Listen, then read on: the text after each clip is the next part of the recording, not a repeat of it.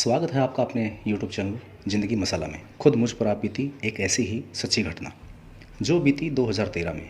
मैं गुरुग्राम में रहता था और मेरे चचेरे भाई का कोयले का लक्ष्मी नगर में गोदाम था।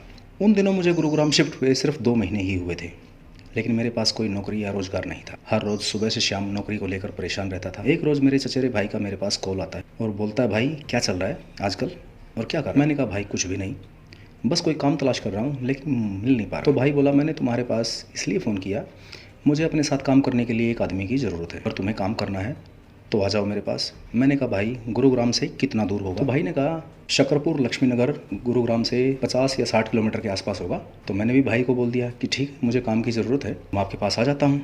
भाई ने कहा, अभी मेट्रो पकड़ो और लक्ष्मी नगर निर्माण विहार मेट्रो स्टेशन पर आकर मुझे कॉल करो। मैंने कहा, चलिए ठीक है, मैं अभी आया। तो मैंने अपना बैग उठाया, 2 ड्रेस पैक की और Hooda city centre metro station से दिल्ली की तरफ चल पड़ा। करीब 1.5 घंटे में मैं लक्ष्मी नगर पहुंचा। वहां भाई मुझे लेने मेरे पहुंचने से पहले ही खड़ा था। मैं मेट्रो से नीचे उतरकर भाई से मिला और दोनों अपने गोदाम की तरफ चल पड़े। वहां पहुंचकर भाई ने मुझे अपना कारोबार दिखाया और काम समझाया। वहाँ भाई ने बताया कि जितने भी रेस्टोरेंट, ढाबे, फास्ट फूड वगैरह हैं, सबके पास डेली रूटीन में अपना ही कोयला जाता है। भाई ने मुझे सब रेस्टोरेंट दिखाए और काम समझा दिया। अब मुझे वहाँ काम करते करते करीब 15 या 16 दिन हो चुके थे। तब तक मैं रोज़ाना दिल्ली से गुड़गांव के लिए अप डाउन करता रहा। फिर एक दिन हम वहीं कमरा किराए पर ढूंढने के लिए निकल पड़े।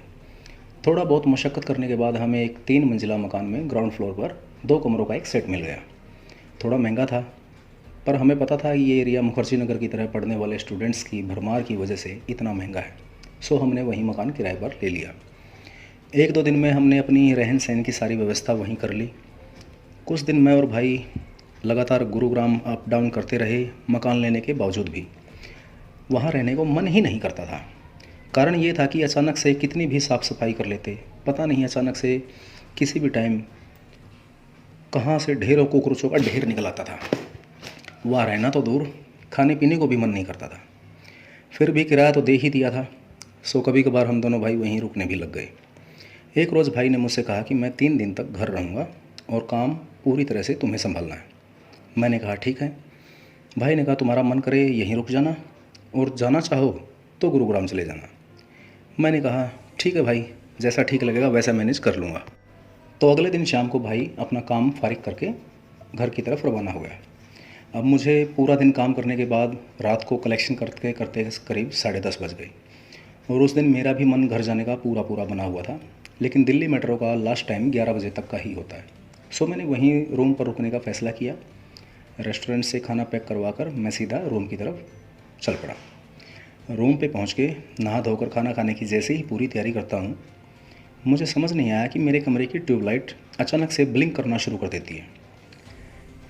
मैंने दूसरे रूम की ट्यूब उतार के चेंज करके देखा, वही समस्या दोबारा कि वो ब्लिंक कर रही है। झन्नाहट में मैंने अपने फ़ोन की टॉर्च जलाकर जैसे तैसे खाना खा लिया, लेकिन खाना ख़त्म करते ही अचानक से लाइट ब्लिंक करना बंद कर देती है। उसके बाद मैं और सोने के लिए चल पड़ता। फिर सुबह उठकर नहाकर मैं वापस गोदाम पर आ गया।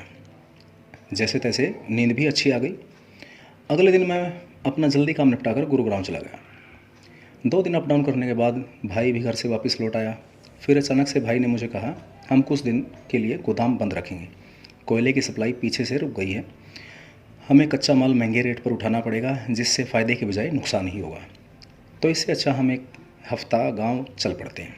मैंने कहा, ठीक है, मैं भी मम्मी पापा के पास रुक लूँगा 1-2 दिन। भाई ने कहा, ठीक है। हम दोनों भाई शाम को ही अपनी बाइक पर अपने घर के लिए निकल पड़ते हैं। हमें अपने घर रहते रहते करीब 15 या 20 दिन हो गए। साउथ में बारिश ना बंद होने के कारण कोयले की सप्लाई पूरे उत्तरी भारत में बाधित हो गई, जिससे हमें काम का भी काफ़ी नुकसान हुआ और काम को छोड़कर घर पर रहना पड़ा। खैर कुछ दिन बाद काम खुला और हम वापस अपने काम पर दिल्ली पहुँचे। शाम को हम किराए वाले मकान पर पहुँचे। नहा धोकर खाना खाने के बाद हम बरामदे में दोनों भाई कुर्सी डालकर बैठ गए।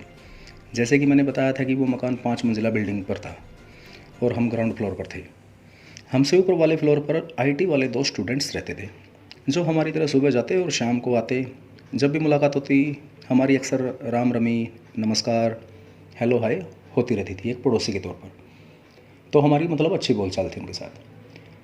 तभी उनमें से एक लड़के ने आवाज़ लगाई, भैया जी राम राम, कैसे हो?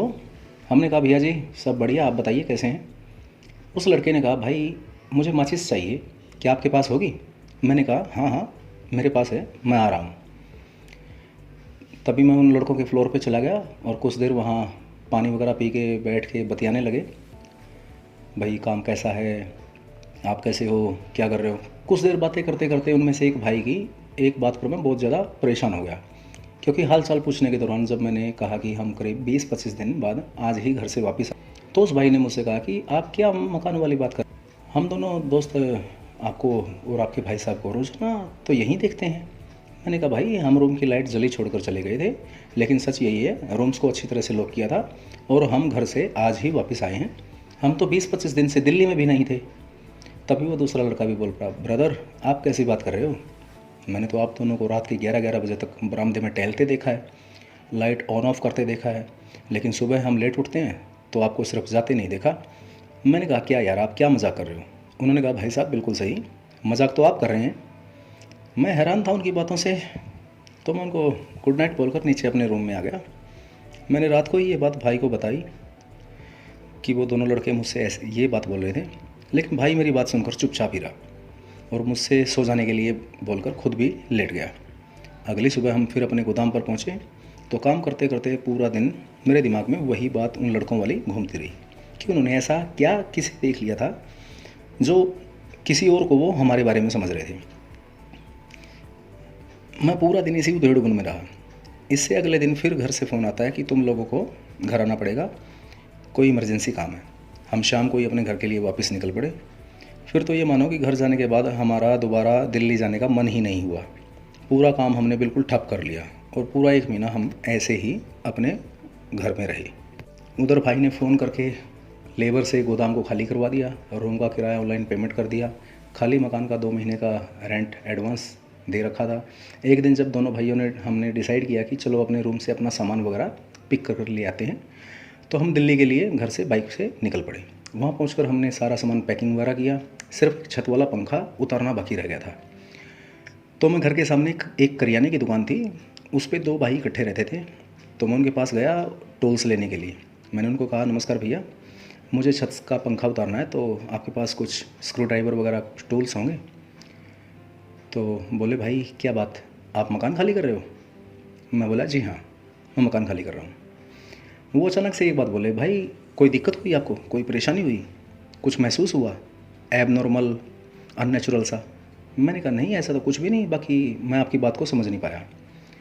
तभी उनमें से एक लड़का बोला, भाई जो ग्राउंड फ्लोर वाला रूम आपने किराए पर ले रखा है, इसमें कोई भी किराएदार रहता ही नहीं है, आपने कैसे ले लिया इसको?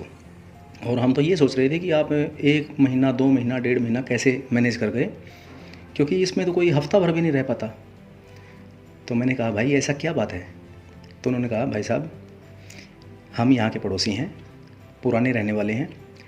इस ग्राउंड फ्लोर पे मकान मालिक के जवान लड़के ने कमरे में खुद को फांसी लगाकर सुसाइड कर लिया था। उसके बाद जो भी किराएदार आता है वो लड़का मतलब उसकी आत्मा लोगों को दिखाई भी देती है और परेशान भी करती है। आप सच मानिए मैंने उन भाई साहब से टूल्स तो ले लिए, लेकिन घर के बाहर से ही लेबर को आवाज़ लगाकर टूल्स उन्हें देकर पंखा उतारने के लिए बोल दिया और मैं बाहर ही खड़ा रहा। समय था करीब शाम के 4 या 5 बजे के आसपास का। लेबर ने सारा सामान उतार कर पैकिंग करके गाड़ी में लोड कर दिया और मैंने मकान के अंदर बिल्कुल भी एंटर नहीं किया। मैं इतना डर और सहम गया था कि घर आते वक्त रास्ते में मैंने भाई से ये सवाल किया कि भाई क्या आपको इस बारे में पहले से एडवांस कुछ पता था? तो भाई ने जवाब दिया, इस एरिया में कोई मकान या कमरा किराए पर मिल ही नहीं रहा था और एजेंट ने जिसने मुझे ये रूम दिखाया, तो रूम दिखाते वक्त मुझे सब कुछ साफ साफ बता दिया था, लेकिन मुझे इस बात का पता था अगर मैं इस बात का जिक्र तुमसे करूँगा तो तुम यहाँ पल भर भी नहीं रुकोगे और काम पे आने के लिए भी मना कर दोगे। तभी मैं चुप था। अब दोस्तों आप ये बताइए यहाँ मैं सही था या भाई की सोच सही थी? कमेंट में हमें ज़रूर बताना। और हाँ, ये मेरी खुद की आप बीती कहानी आपको कैसी लगी? अगर अच्छी लगी हो तो प्लीज़ लाइक ज़रूर करना और आपके अपने चैनल ज़िंदगी मसाला को सब्सक्राइब ज़रूर से ज़रूर कर लेना। धन्यवाद। जल्द ही मिलते हैं ऐसी ही रोमांचक सच्ची कहानी लेकर। तब तक के लिए बेस्ट ऑफ लक।